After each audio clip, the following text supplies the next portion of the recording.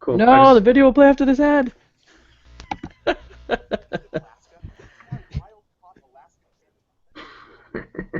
Welcome to the Mexican Soccer Show. Our music should be starting after this ad, but you won't get to hear this ad because I muted it. Dun, dun, dun. There it is.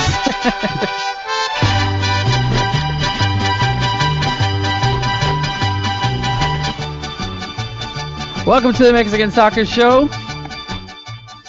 Another edition of Monday Night Football, like we like to call it here, in association with Food Next Nation. We're going to have a lot of fun. Get the juices flowing. Ya ganamos medalla. All right. Let's get this show. How's it going? My name is Luis. I'm from Next Nation. This is an hour-long podcast dedicated to Mexican football. So every time you hear that song, it doesn't matter if you're tired, if you had a bad day, but then you hear the Son de la Negra, and it doesn't matter. Just getting ready to do a little jarabe tapatío también ahí. Let's go say hi to everyone. That's today, Mr. Nayib Moran, la Ciudad de México. ¿Cómo estás, Nayib? Good, Wiso. Good evening, Cesar, Wiso, and the audience. And like you said, Wiso, yeah, medalla. At least it's a bronze medal. A bronze medal in boxing with Misael Rodriguez.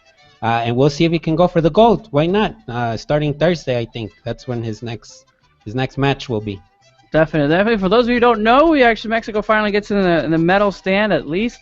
We don't know if it's going to be a bronze, but it's good to celebrate that. It's el segundo deporte más popular. I mean, the boxing is what we're known for. Some even say we have a potencia, but Cesar. It's not Cesar. table Is that Cesar? I don't know. Is that Cesar? Cesar cut his hair. He's all. Like I told you guys, I have to go to more games. I have to stop looking like some homeless, hipster in the background of Tijuana, like taking notes with my big beard. It's like people asking like who is this? I saw Cesar take a typewriter one time in the back of.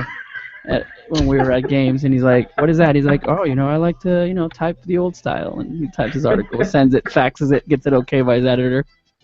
Actually, I used a carrier pigeon because I come on, that's not how I do it. I said I use a carrier pigeon, but anywho, nice to see you guys. You're actually the only. I've actually been pretty bad about the Olympics. Other than soccer, I've been following table tennis, and there are two.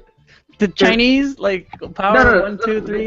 There are two Mexicans, but they lost in like the first round or the preliminary round, and since then I've really been kind of bummed out. Almost as bummed out as Mexico getting knocked out, the soccer team from the Olympics. And other than that, I don't know. I just casually just watch it every now and then. I don't know. I don't really pay attention as much as I should. Oh man, I love the Olympics. Love it. Had a big Olympic party. I had my whole family over. Always try to play a game that you try to guess how many athletes each federation, each country has, and you're like 27, and it's like 429. You're like, oh, I didn't know. Yeah, I guess so. Or like Mexico's coming 100. Okay. Yeah. So the boxing medal is actually important for Mexico because they hadn't won one in 16 years. So I think that, and also the clavados, the clavados, boxeo son los únicos, caminatas usually, right? Where we somehow historically have some kind of type of medals. Hey, we have I guess historic. I would say we had Ana Guevara back then, but I guess that wasn't historic. In 2004. In 2004, I think she won a silver medal in Athens. I think it was. Silver medal in Athens. That was awesome. If anybody remember, if you're watching that and that's awesome. 400 meters it was, huh? 400 meters. And Ana Guevara, big. She retired early. Big problems with the IOC. I think she's a politician now.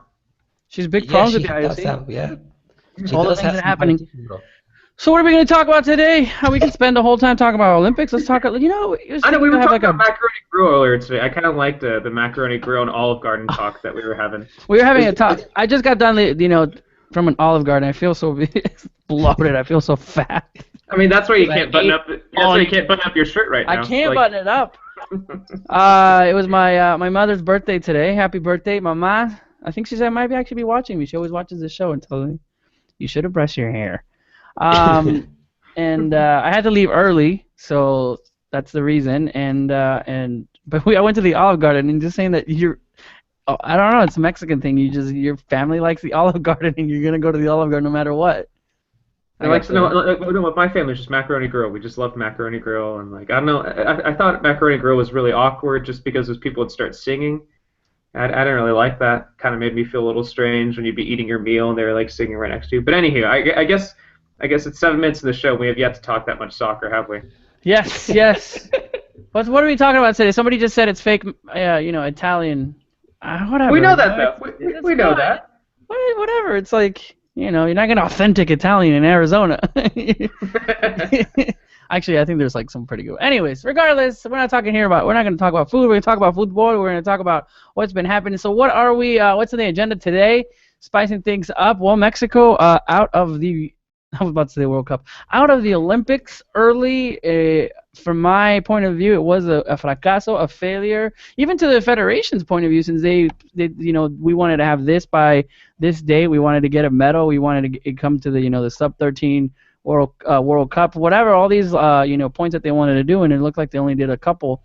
But we'll be talking about El 3X, and I'm glad that we have Naib. Naib can tell us a little bit about the players, what he saw, especially what was needing. What can we fault El Potro?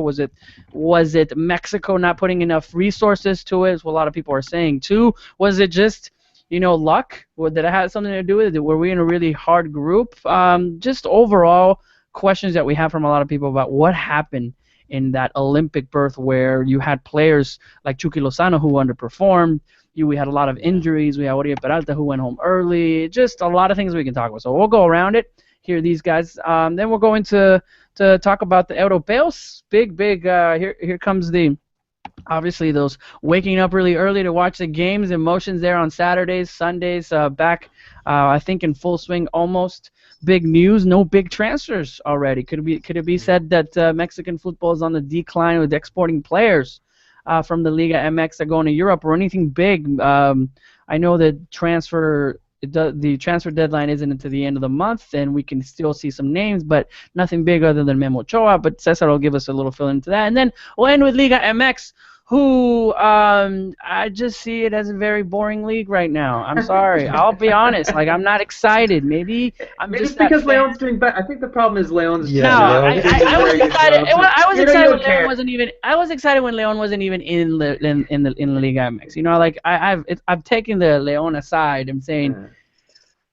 In the Clausura, we were talking about, there has been a record amount of goals. I don't know. It's just Ginac is not Ginac. Tigres is not Tigres. Maybe the whole world is focusing. Mexico's focusing on the Olympics, El Fracaso. I don't know. And now you've got to answer. I think you got to be really picky about finding the details. I think, for example, Cholos and Cesar has been witness of how well the team has started. I think those are. Cholos is starting well. No, but I think that's a positive. That's a positive. Okay. Yeah. And in general sense, of course, it's not your oh my God, this league is amazing type of feeling, but there are certain details that are interesting. For example, this weekend, Juan Jose Calero, Miguel Calero's son, scored a brace for Pachuca. How special is that? A 17-year-old. Mexican Colombian, because Calero is Mexican Colombian. Scored his first ever goals in Liga MX. Is he cap tied? Has he played for any sub-20s, 13s? Juan Jose Calero is gonna play for Colombia. I think that's a decision, a family decision. Was he born in Mexico? He was born in Mexico, but he will play for Colombia, his father would have wanted him to play for. Remember Calero's stop against Landon Donovan in that CONCACAF Champions penalty kick? No, not in my house. All right, we'll talk a little bit about Liga MX and what's going on. What's going on in the chats? Everybody's already joining us. Let's see, making fun of my family's picking. I knew it. There it is. Fake Italian food from the Olive Garden. Some Geo talk in there. Talk about Cholos. Fabrizio Farfan, Joel, Atomic Alex, John Cerrato, a lot of new names. Samuel Jimenez. So the Stray Goat is on there saying hi. Richard Flores. So if you're not on right now, you can get to it to the chat. some of you guys can get to the chat on your phones. I didn't know that. I thought you had to come from the desktop. Somebody Or phone just yell really, really loud wherever you're at in the U.S. Just yell as loud as you can. I'll open my window and I'll see if I can kind of hear you guys. I'll respond. Yeah. If you're in San Diego. Yeah. Cesar saying laughing my AO Chivas missing a PK with a player goalkeeper. See, it's already nice. Sorry the controversy there at the chat, but we'll be talking about it. So let's go ahead and get into it. The Olympics. The Olympics, as you know, well, we talked a little bit about Mexico finally getting a medal. Well, that's great. Could be a couple more, maybe at least one more tomorrow with the diving, with los clavadistas. Great in the semifinal today. But at least let's talk about the soccer team, of course, because if you know it's Mexican soccer. Really quick, yes or no, was this a fracaso, Naib? Yes. Yes. Cesar? Yeah, most definitely. Okay, there it is. All right, we got that out of the way. And now on to Liga MX. On to Liga MX. We got that out of the way, and what happened? I mean, it's okay that we expect something out of our team, right? We don't want to be. I think a lot of things are happening right at the Olympics that these guys are getting fourth or fifth, and we almost el día merito now at the Olympics. Everyone's panicking, but if it was for football and the amount of attention it gets, the amount of preparation and all of that, supposedly this was going to be our time to once again get some type of medal. And it wasn't just us, it was also the federation who was saying, this is a good goal to have some type of medal. What happened, Naib, to you? Can we fault one? Can we fault potro? I mean, there's so many different things. In my personal view, I did not feel that Mexican team could beat that Korean team. I watched that Korean team play against Germany, saw a little bit against Fiji, and I tweeted before, I didn't want to be that guy, las malas vibras, and don't be that pessimist. But for what, I haven't felt that bad about a team we were going to lose in a very long time. I just did not feel it. I didn't have the confidence in Potro to outcoach someone. I don't know what it was. Naive. Make sense of it all. Why this fracaso? Why did it happen? No, I think it's interesting when we see a Mexico national team enter a certain tournament as favorite. I think that has happened lately in the last two U20 World Cups, like I mentioned in last week's Mexican soccer show, and it didn't go through. I mean, El Tri was eliminated in the round of 16 in the 2013 U20 World Cup. And in the 2015 U20 World Cup, they didn't make it out of the group. Of course, you can say, for example, in that 2015 U20 World Cup, Mali finished in third place, and Serbia was the eventual champion, and they were in the group. It was a tough group. I remember also Uruguay was in the group. So it was a group of death for Mexico. Here, I think the process in general for El Tri, if you compare it to how Korea prepared itself, how even Germany prepared itself. I mean, I read some article that Germany basically gathered the 18 players for a week and then went on to Brazil and participated, and now they're in the semifinals. And Mexico had a good 2 years to sort of unite these 18 players. Maybe these players weren't together for a month, but they had worked together, in the past 2 years in several, FIFA dates that were available for El Tri. How come people say that they didn't care? What is this that, there wasn't so much, I think that's just made up, Wiso. That's just made up. In the beginning, I don't think European players were going to be able to play in this team. Chicharito had the Copa America Centenario. Guardado had to worry about the Copa America Centenario. It's in the U.S. Come on. It was a good opportunity for Mexico to do something at Copa America. Of course, it ended horrifically with that 7-0. So at the beginning, it would have been really surprising if a name like Chicharito, Raul Jimenez, or Guardado was going to be in the team. And just to kind of really quickly about Chicharito wanted to play. There was an interview, I think, with the LA Times where it was very obvious from the quotes he gave that he said, it's not just my decision.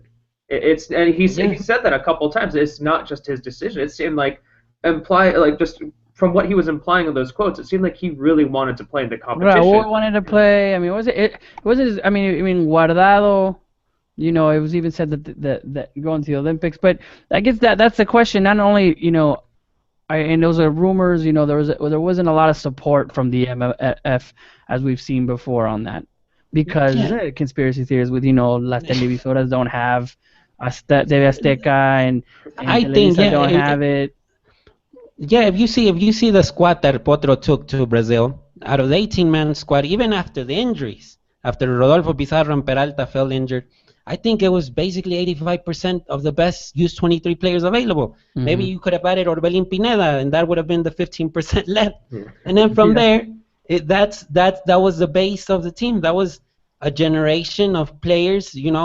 Guti just won the league with Pachuca. Chucky also did as well. Victor Guzman scored the important goal in the final against Monterrey. They were in the team. Michael Perez played awesome last weekend with Chivas, and he was a starter in that team. I think there was certain decisions, in my opinion, from the coach that weren't right. I mean, you're playing the most important match against Korea, and because Chucky Lozano wasn't doing, I know Chucky wasn't doing great.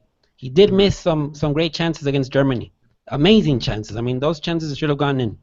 But, you got to find ways to make your best player stand out. And when the key moment came, Potro decided to relegate him on the bench because he was like, he's not working in my plan, so I'll just ignore it and just leave him on the bench. And I think that's a mistake. I think when you have a Chucky Lozano, you got to make him play. You got to make your team play for Chucky Lozano. And I think Potro never showed that for El Tri. Even if we say that all the balls went to Chucky, and let Chucky do the magic, I think the team was too stalled when it had two strikers up top. I think that messed the whole thing up. It wasn't like a team that, I mean, the best football that I saw Mexico play was against Korea, maybe at the end of the first half, or almost towards before the goal, where Mexico was passing. It looked like, they were going in, but Korea was also holding back, was just waiting to counter. The minute that Korea knew that, okay, we need to score a goal, it did. I mean, when Korea went forward after Germany had the 37th goal in the other match, that's when Korea turned it on and pushed this line forwards and was able to score in Mexico. And just to play devil's advocate here, like I do agree with everything that's been said, but I think Jason Markowitz, he put a good point up. It said this is the group of Fiji differential, because Mexico didn't score as many goals as Germany did, because Mexico didn't score as many goals as South Korea did. I felt like they were at a disadvantage. Yes, perhaps they weren't. It didn't matter though. They could have scored 100 goals and they would still not pass through because of the loss to Korea. But saying they did get that goal, saying they did get that one goal, I felt like they were a little like it just. I don't know. I'm just like I said, I'm trying to play devil's advocate. I mean, and you also I think South Korea and Germany, they're a little bit better than we give them credit, especially South Korea. I think South Korea was fantastic. I think as much as Mexico was predictable against them, as much as Mexico wasn't that inventive in the attack, I thought they were fantastic. I thought they were great defensively. I thought they were excellent. Yeah. That's the thing. Mexico only beat Fiji. Yeah. I mean, that's what it comes down to. It comes down to. I still feel as if that these two teams, South Korea and Germany, these were very good opposition. Germany's now in the semifinals. I know South Korea wasn't able to beat Honduras, but I was impressed by that team. Yeah, no, and but it's okay. That's where when I was comparing the team against Korea, I'm like, I don't see Potro beating a team that parks the bus. I don't see him making any changes. I kind of agreed with Chucky Lozano just so I can see a different strategy. And it looked like we were kind of getting a little more passing.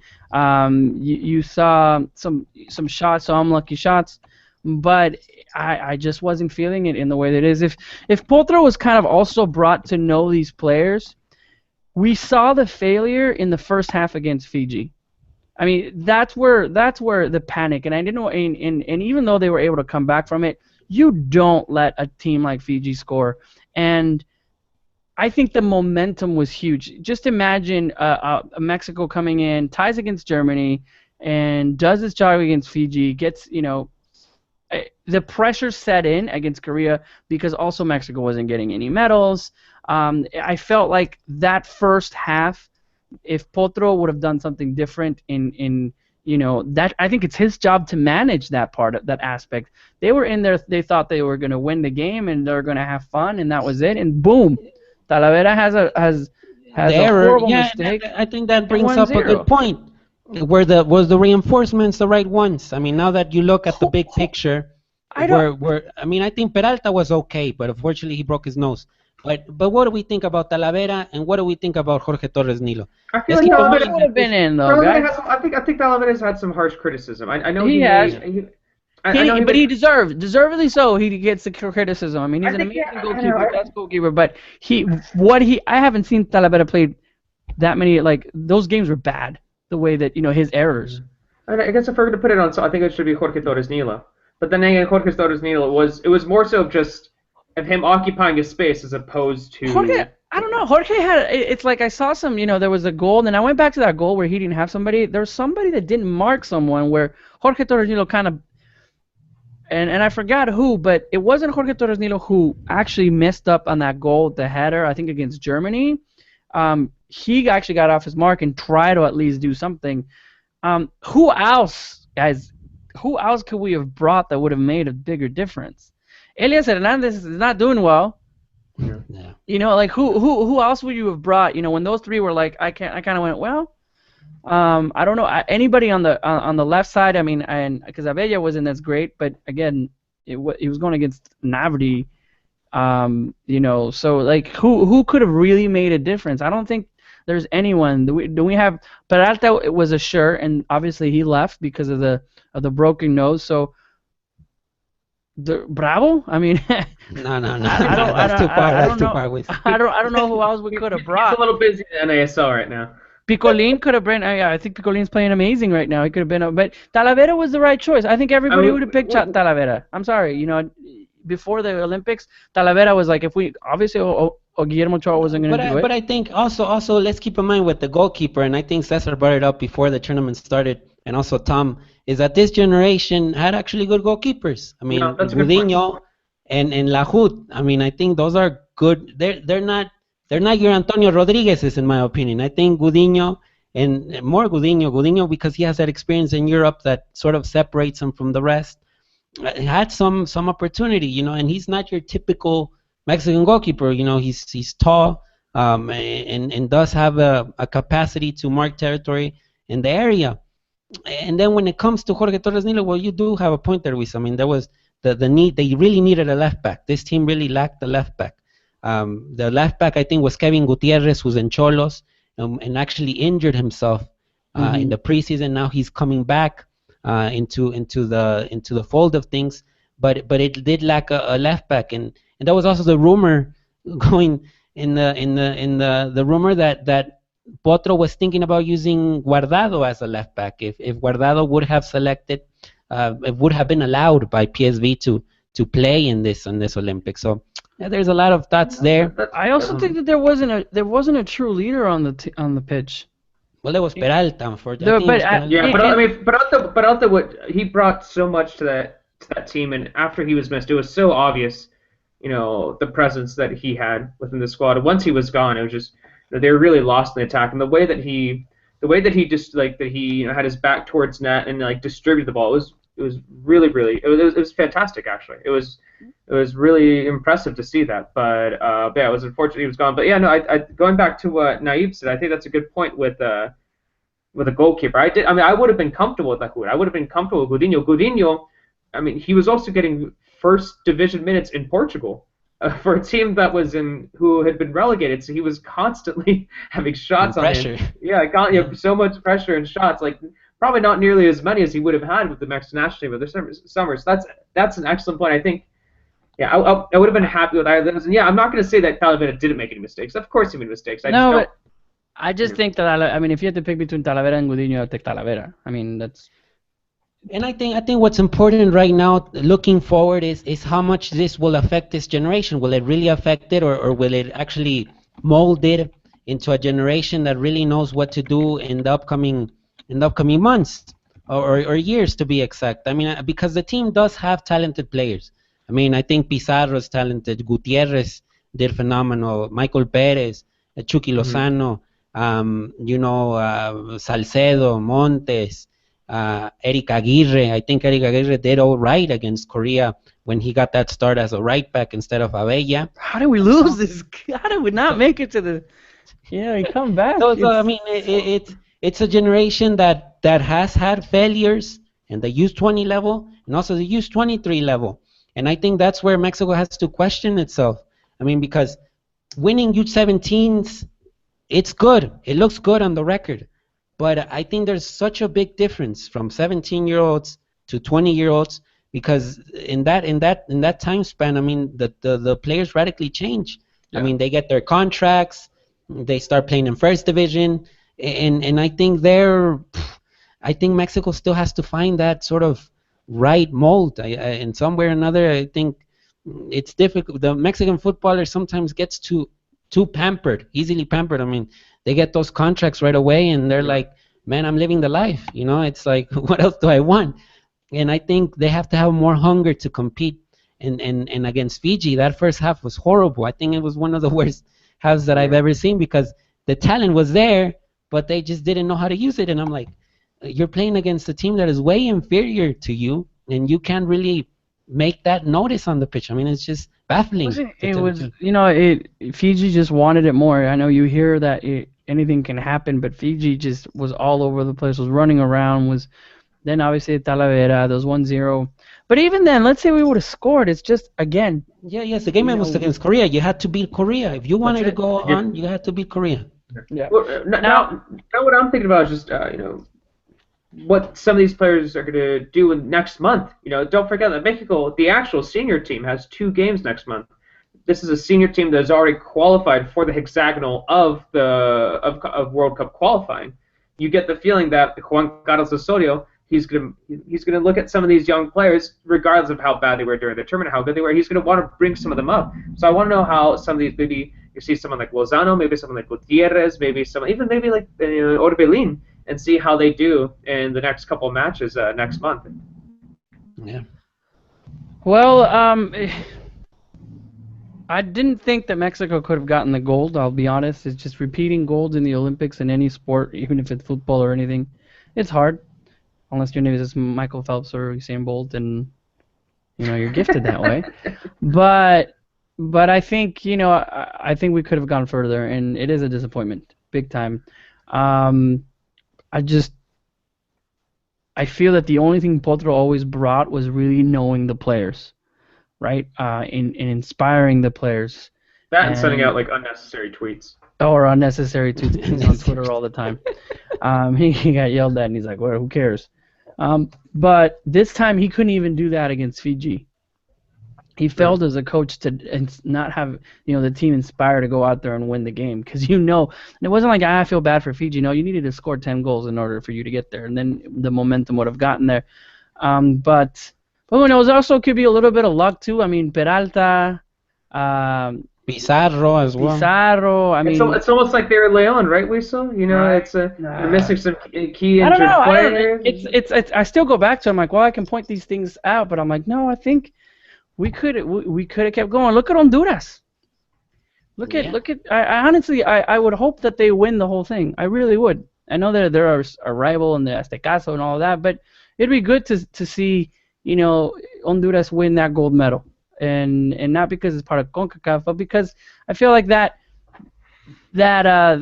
country sometimes deserves from all the bad luck that they've had, or the players that they sometimes have. Now have Jorge Luis Pinto in there and has shocked a lot That'd be great for them to take it. The gold medal stays in also stuff to look forward to, or to say, because in Mexico they talk that like, the U20 competition, or the U17 competition, and all the clubs are sort of investing in the youth and whatnot.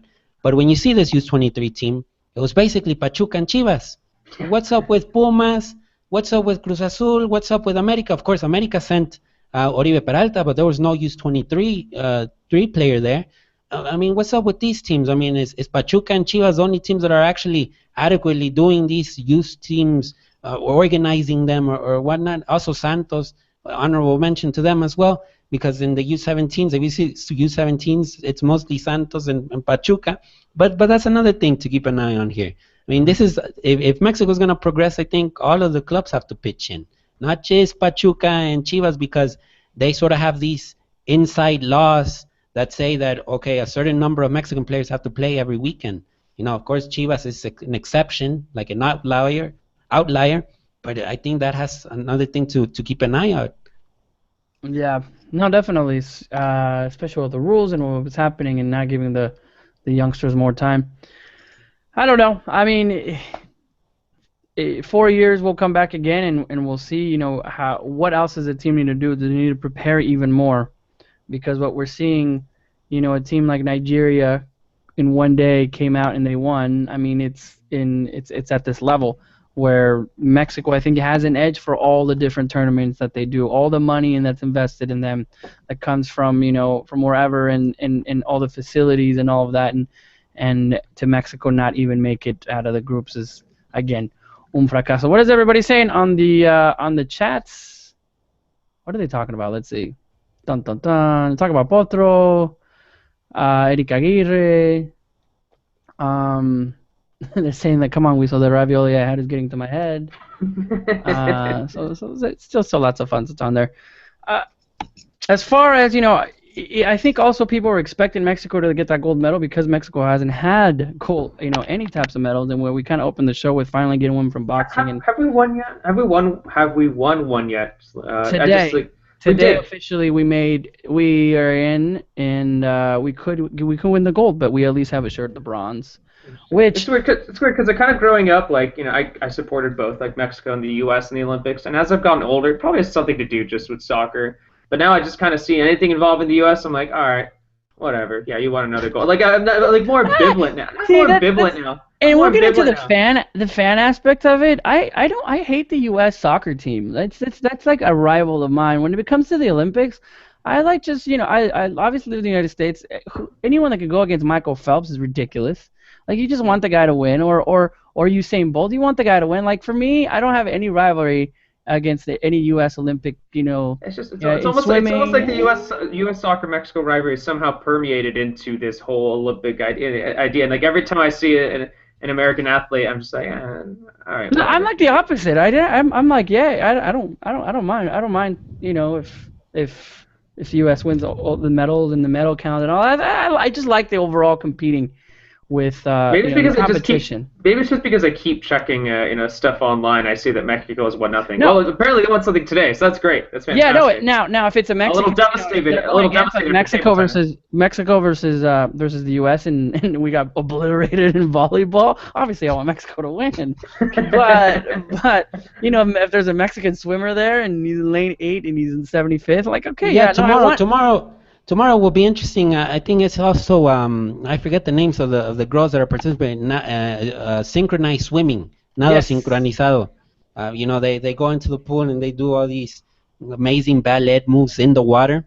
So I think that's also taekwondo. Mexico is good at taekwondo. Oh, that's right.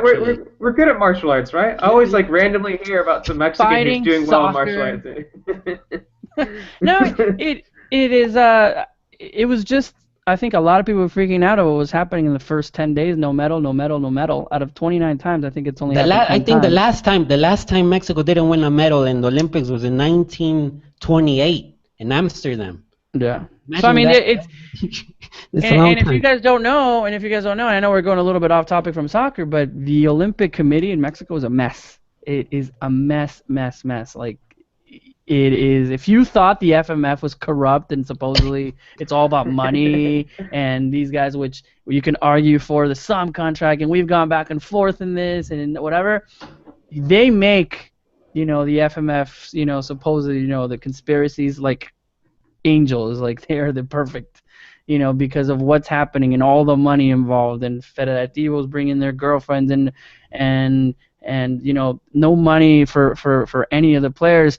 The guy that's about to win a medal didn't have enough money. That it was, honestly, if you've seen Cool Runnings and you had to save and you had to go into Have I seen Cool Runnings? Come on. I'm just saying, you remember when some people believe whatever the whole song is about, and they were out on the street getting money so they can have their Olympic dream. Not kidding you. Some of the Mexican Federation, the boxers, went and asked for money at bus stops, and there's pictures already, right, Naive? I mean, it's the news. It's like these athletes are going out trying to, like, there is no support for them in the Olympic Committee, and you expect them to have gold and whatever. And when they do, people in Mexico shame them like it was that the gymnasts. So it's sad. That if you want to talk about sports being sad in Mexico, it's the Olympic Committee. That's my rant. That's nice. All right, should we go into Liga MX now? Now that it's a. Well, hopefully tomorrow we do get a medal. Another one. I should in the I'll keep an eye on that. I'll watch the 4-hour delay.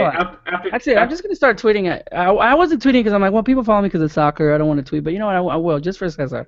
I think it's tomorrow. And then look, and just to I think sort of close this out with the Olympics, the story of 2012. I think it's a historic one, and also when you see what happened, a couple of days ago, I mean, you realize how impressive that was. That I think we have to stress the idea that when Mexico plays, all of the 11 players are on the same page and they play like a team, they're really good. I mean, they can do amazing things. When everything is united, the coaches, the players' families, you can see that. Stuff like the gold medal in 2012 happens. But when you see all of these, Potro tweeting out this, and this is saying that, there's not enough support, blah, blah, blah. Well, you see what happens in Rio. I mean, it didn't work out. Chucky starts on the bench against Korea. What is up with this? And like all of these craziness.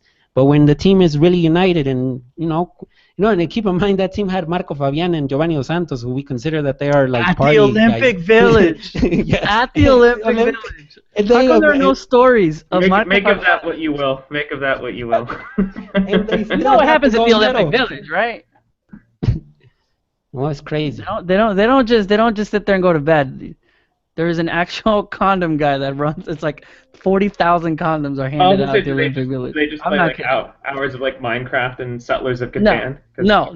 Anyway, sorry, Naive. Yeah, Marco Fabian. Go ahead. Yeah. I mean, I think that tells you a little bit. I mean, it's unfortunate, for example, when you see stories like Chaton, who is playing in second division right now, and Chaton was huge in those Olympics. I mean, he was a beast. I didn't believe his hype. I was before I was gonna call it. I bought into it way too much. I bought into that. I think Chaton I'm still waiting for Neri Castillo. Yeah. But I mean, it is depressing. It is depressing to talk about. We need some inspiration. Everyone's been down. Everyone's been down with Mexican soccer lately.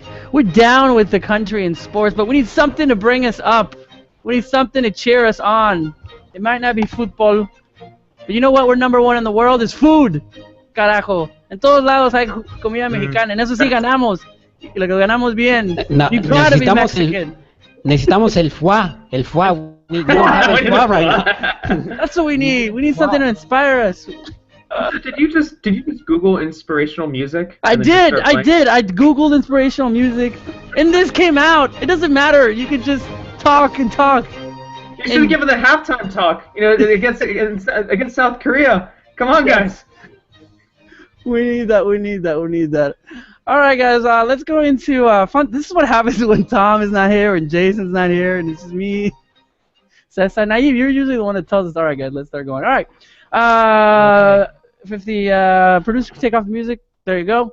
Can we get? Let's go Let's talk about the most inspirational game of the weekend: the Luka 0, Tigres 0. Oh, beautiful. Well, let's not even go until Liga MX. Hold on. Let's go. We said we were going order. Europeos. Naive, Cesar, here we come. First of all, anyone going to make a move? Supposedly, nobody was kind of waiting until Chucky Lozano was done with the Olympics so he can go to Manchester United. I don't see it happening. I mean, right now, it was actually kind of interesting. Earlier today, there's this Twitter account, which is actually a very reliable source, Portista, and they talk a lot about Porto. And apparently Porto was trying to get Oliver Torres back from Atletico Madrid, and they're trying to use Miguel Layún as a bargaining chip, essentially, for sending him over there. I mean, obviously it's all rumors. You gotta take all this with a grain of salt. But there was that rumor, and unfortunately, I think that unfortunately says a little bit about Layún's situation, because this is, this rumor. I mean, let's just say it's a rumor. There may be some truth to it, maybe it's not. But this is following a time when, Porto got a very good left back, Alex Telles, who started over Layún in the first game of the season. More bad news. So it seems don't worry, we'll get into the rest of the Europeos. This is everyone makes fun of how I say Europeos a little bit, but yeah, no, but I mean, just to start off, yeah, that's that's a little bit some interesting news there that perhaps Porto is willing to get rid of Layun. Maybe not get rid of, but just to prepare him for perhaps for him to eventually leave. But I mean, I think for me the big thing to talk about is Tecatito. I think Tecatito did awesome over the weekend for Porto. He scored a very impressive volley. He almost scored a second goal just minutes after that opportunity, and it says a lot about him. I mean, it's as long as he can maintain that consistency, as long as he can maintain that maturity, I think he could become a world-class player. I mean, he has the talent to do it. Unfortunately, I haven't seen much in the past, but I'm hoping that from that first game, just based off that first game, his passing was much better. He used to be so selfish with his passing, but he seemed to be distributing the ball a little bit more. I don't know what it is. Maybe something over the summer. Maybe he is becoming a more mature player. But I think that's someone like Tecatito is to really watch out for. I think this could be his season to not only just be a good player in Portugal, but perhaps stand out. With Porto, I think we gotta consider the fact that it's a new coach, Nuno Espiritu Santo. I think that's his name. And I think Santo. Yeah, Espiritu Santo. Yeah, Espiritu Santo, yo. And I think that plays a role in the decisions. It's not good news for Layun to see him on the bench. It's not good news for Diego Reyes. I mean, because he's here as well. And we might see them move on. I mean, the thing for Layun is unfortunate because last season he was. I mean, how many assists did he get for Porto? It was around the 15, 16. No? I think, if I remember correctly, it was actually 15, but that's just in the league. Like that's not even counting all they had in all competitions. Yeah. Yeah, and we got to see what lineup Porto uses this week against Roma in the Champions League playoffs that will be held on Wednesday. I mean, let's see if it's the same lineup that he used on Friday. I mean, and I think there we can make conclusions as to how important Layun will be for Porto and also Reyes. I mean, I think those are two key players for Mexico's defense. Look, in my opinion, Nestor Araujo right now is beating Reyes for an important role in the national team. Layun, you need Layun to be playing. If not, I don't. That's where it gets tricky. I mean, you need these players to be playing. If they're not playing in Europe, it's difficult. Come back. I mean.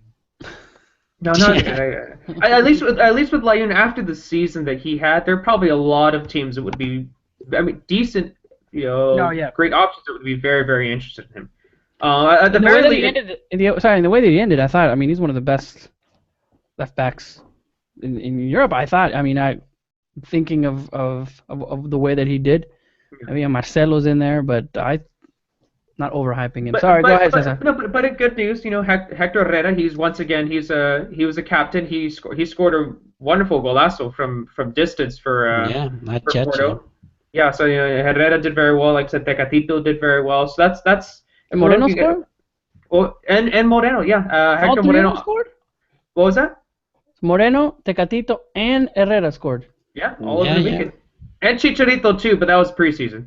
Yeah, against Real Sociedad, no? Yeah, I think it was off a penalty kick too. But yeah, no, it was actually a pretty good weekend. If we're looking over at look at the Netherlands, Moreno and Guardado, they both did very well for PSV, and especially Guardado. I was watching the game. Every time Guardado gets the ball, the crowd in Eindhoven, they were applauding every single time the ball came to him, and it says a lot about what Guardado means to that team. And man, it was a little bittersweet just because I feel as if someone like Moreno and Guardado were doing 10 times better than they were doing for the national team, over the summer. But yeah, no, they did a fantastic job. I mean, we got to keep an eye with Moreno. I think there's no rotations, that's why. but Moreno, I think last season he scored more goals in all competitions than Carlos Vela. Which is kind of crazy. Oh, that was a tweet you did, right? Which is crazy to think about. But he's already scored over the weekend. I think he's a danger off set pieces. I think that's something people kind of forget about. But yeah. Following Rafa's footsteps, right? I mean, Rafa was a big. And Raúl Jiménez didn't even play, right, Cesar? Yeah, no, Raúl Jiménez didn't play. But I'm not too worried about Raúl Jiménez because Benfica's going to be playing in the group stage of the Champions League, which either means that Raúl Jiménez is either get an opportunity during the league or he's either getting an opportunity during maybe a couple matches in the group stage of the Champions League. And especially with the way that he ended the season I was gonna say last year, but just last season, and he scored some crucial goals, and you hear from people that he has a fantastic work ethic. So I'm not too worried about Jimenez. He's gonna get minutes, and he's hopefully maybe we'll see him get some minutes in Champions League soccer. All right, to wrap up, any news on Alan Pulido? No. They got a new coach. Their coach after they couldn't qualify for the next round of the Champions League. I think there was some sort of preliminary round. Olympiacos lost, so they fired their coach, who was in charge for I think a total of 7 weeks. All right.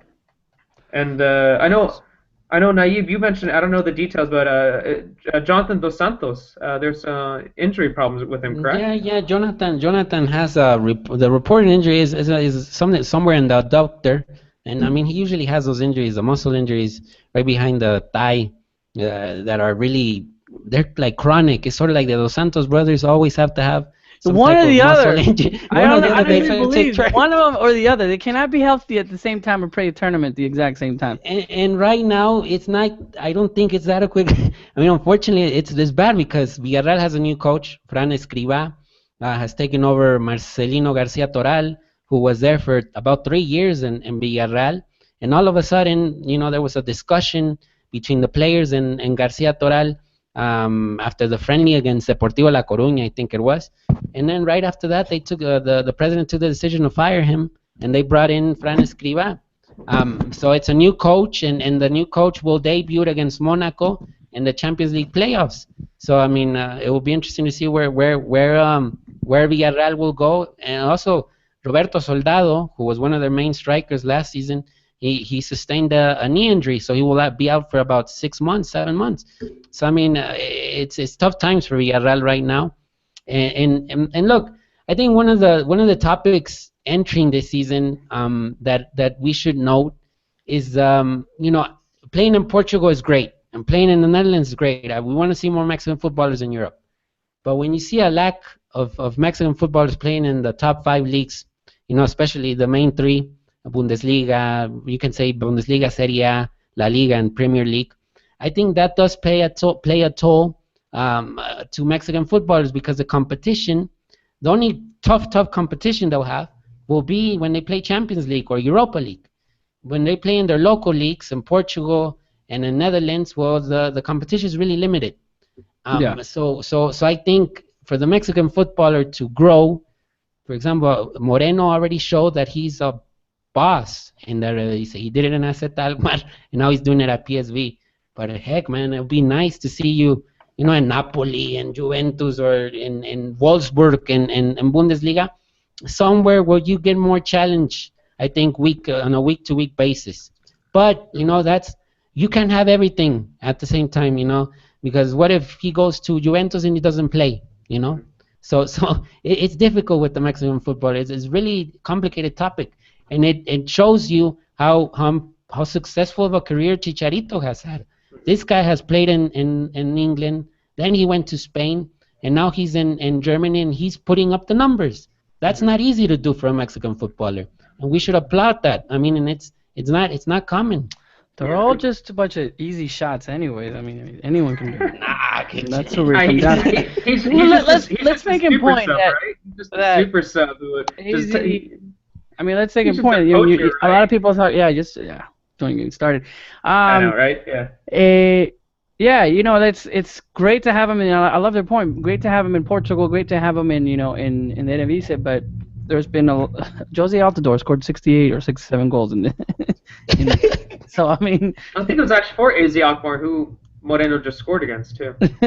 I'm not saying it's bad. I'm just telling you. There's a lot of people that have triumphed in that league. But true. In good news, well, hopefully, I don't know. I don't even know what to think of this. Or Memo Ochoa with another team. Yeah, no, he's if he gets at least with this team, gets benched. He's not going to get benched on this team. If he gets benched, are we done? Can we be done with Memo Ochoa if he gets benched? No, I think this could be a good season for Ochoa. I mean, this could be.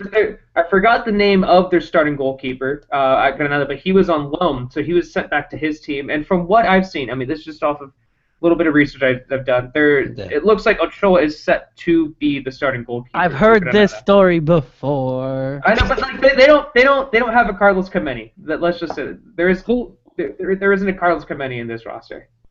Okay. Okay. I mean, I think what will be interesting. The La Liga starts this week, so we'll find out. I mean, but yeah, I mean this show has been kind of depressing because we talked. There's nothing happy about this show today. Oh no, come on! No. Tecatito scored. Hector Moreno scored. Hector Herrera scored. We need inspirational music. No, it's Somebody pull out maybe this stat if you have the time, you have nothing else to do. How many times when Guillermo Ochoa has gone into his teams has he become the starter, including the national team and coaches? Because even coaches have passed on him. Like anytime he comes in with a new coach, does he get the starting job? It'd be really interesting because it wasn't until Piojo didn't even give him the starting job when he first came in, and then he finally picked him at the Olympics. Javier Aguirre skipped on him. At the World Cup, Javier Aguirre skipped on him. His Malaga coach. I feel like he comes in, he's like, yeah, I got this job. Have you seen my videos? I mean, I could do this. And then the coaches are like, no, just gotta try. Have you guys seen my Allstate commercials? Vamos. And it's not gonna be easy in Granada, eh? I mean, Granada is like Ajaccio 2.0. I mean, it's a team where he's gonna get. I don't even know how to take that. Well, it's gonna be he's gonna get like 20 shots per game. You know, he's gotta. It's either he's in a really bad club so he can outshine them because from the whatever, or he's in a semi-good club but he's not good enough to be. No, that's a good point though. Granada, they struggle. They're fighting off relegation. You know, that's going to be them once again this year. They're going to be one of those teams. You're not going to see them maybe even the mid-table. Mid-table in La Liga would be fantastic for them. They're going to be near the bottom, and they're going to be doing their best to not be relegated, and they're going to have a lot of shots on them. And Ochoa is going to have a very long year. But maybe we'll get some great highlights. Like Adjusted, it was actually pretty great sometimes to watch those highlight videos of him in France. Yeah, definitely. Let's talk about Liga MX finally. No, I'll be a pessimist. I think Liga MX is stinking so far. You know what? Over here in because you're in San Diego, just because you're going to Cholos game every weekend, you feel this is awesome because they're actually winning. But when Cholos is the highlight of Liga MX, something is wrong. That's gonna be tweeted out. And I know, I'm just telling you, when we're like, wow, Xolos is doing amazing, look at Piojo. I love Piojo. I really like Piojo, but Naive didn't even get. We were prepping for the show. We were talking about Liga MX. And I just told him, Naive, is it just me or is it just a boring league right now? Yeah, can we as fans not get that the Olympics are there? Can we not have two things going on? Are we forgetting about it? Are we not putting so much? It's media. It's early in the season. Let's not pretend that the standings. Go back to the early in the clausura. We were scoring. We were talking about a record number of goals in the first week. In the second, there's 100 and some by the third week. We were talking about Ginac. I meant right now about this. I haven't heard about Ginac. As much as it's been fun to go down to Tijuana, as much as I want they continue, let's hope it does just for my own sake of watching good soccer. I mean, I doubt that Tijuana's going to be staying up there the whole time. I think they're a playoff team, but I don't know if they'll be a first, second, or yeah, man. third I think this at the start of the 2016 Apertura, you got to dig. I mean, to find those stories. Yeah. I mean, they're not the most attractive. I mean, it's because even the scheduling. The scheduling is awful. Yeah. I mean, right? I feel like I have the job to sit with the team and go, okay, what's the game of the week? For the last 3 weeks, I haven't had this is the game you must watch. I mean, that would be interesting to hear. Like, for example, with Chivas. I mean, I like Chivas playing at 5 p.m. on Sundays. Are the fans happy with 9 p.m. Saturdays? Is that one that fits? I mean, maybe that's what it is, because Sunday comes up and you're like, well. America now plays at 9 p.m. on Saturdays, and the stadium doesn't fill up. I mean, I think it was like 27,000 against. I know it was Morelia, but it's not a big team. But when Morelia's on fire, and Morelia's doing good. Morelia's playing good football. Yeah, Joel on the chat is telling me. When Morelia does well, no one cares. Joel Joel on the chat saying we forgot that the league started early. No, I didn't forget, Joel. I actually mentioned that a week ago that it could be because we started so early and the players aren't in the rhythm yet that we're not seeing good football. Excuse me. And that could keep in be mind, guys, we're entering the 6th week. I mean, this is not early anymore. I think if you're not rolling at the 6th week, no, that's true. Like for example, teams like Cruz Azul and Santos that are struggling. Yeah, are there marketable? I mean, who is the best player in Liga MX right now? I mean, Gignac still comes to mind, but if we're talking about I'm talking just for this season. I would say Dairo Moreno is probably the most informed player right now, but that's just because of his goals. Maybe you could say something like, I was gonna say something like Marchesín, but Marchesín got that. I can say maybe Neri Cardoso in Querétaro has been fun to watch. Yeah. But Stefan Medina. Now you brought up Stefan Medina has been a lot of fun to watch as well. Stefan Medina, yeah. Stefan Medina has been interesting because he can play as a midfielder, then he can move as a right back, and he does it all in the same game. I mean, the guy is everywhere, and it's paying dividends for Pachuca. Keep in mind, Pachuca hasn't lost a single game in 2016 at home. Estadio Hidalgo is sort of like no team has gone into Estadio Hidalgo and gotten a win yet. So it's a really tough place to get a win. And right now, if Chucky's staying, if Pizarro's staying, we thought these guys were going to go to Europe, but they're actually staying in Mexico. They're going to be a tough team to beat for now. For now, they're going to eventually. I mean, we just need some news. Granted that today is, people try to start talking about Atlas, 100 years old. Congratulations to that fan base. If there's anyone that's sports Atlas out there, I think Tom's out there. He's out there. Out there hanging out with the Atlas crew. Yeah, he couldn't be on the show because he's celebrating with the Atlas. But finally, El Clásico Tapatío is coming, right? I mean, that would, by the looks of the fixtures, are coming up this weekend. By the way, don't be surprised if Tom Marshall has a selfie with Rafael Marquez in the next hours. He's hanging out with Rafa Marquez. They're gonna be out listening to some banda. They're gonna be out partying somewhere in Guadalajara. El Duque de Catalunya. Tom's gonna send like a WhatsApp at about 2 a.m. So Tom's 2013 WhatsApps.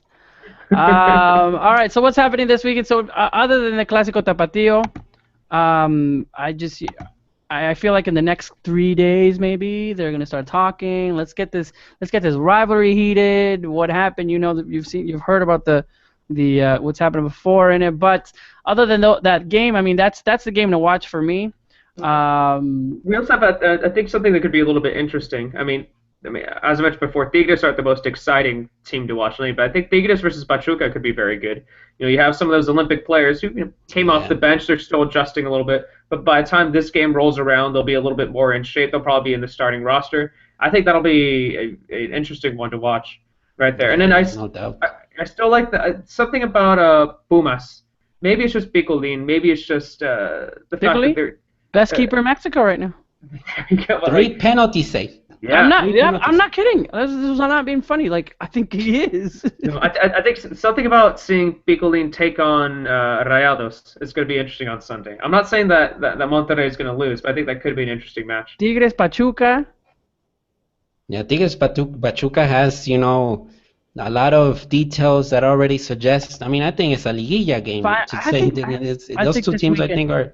This weekend's finally going to get us the Liga MX hype of being a good league, and then of course, forget about it. What's going to happen over there? I think the Santos Cruz Azul game is also important because Cruz Azul is home. They're hosting Santos, who I think Subelia is just looking awful with the coaching. Just by throwing all the forwards up top and be like, hey, you 3 score, and then nothing happens. And so I think that game has a lot of will the team that lose change coaches? I think that's going to be something to watch and see.